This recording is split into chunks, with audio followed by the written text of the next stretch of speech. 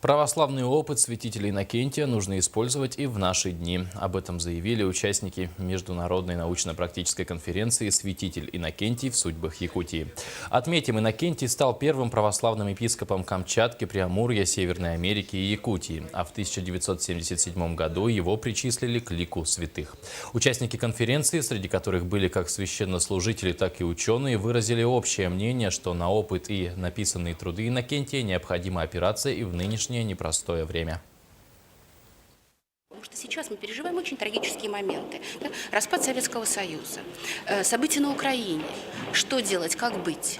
И здесь, конечно же, в трудах, в проповедях святителя Иннокентия можно найти какие-то ответы на интересующие нас вопросы. Поэтому стоит помнить о том, да, размышляя о сегодняшнем дне, что у нас есть святитель Иннокентий с его проповедью, с его трудами, с его миссионерским опытом. И стоит вот сейчас, в эти тяжелые минуты нашей страны, обратиться к его опыту и посмотреть на это.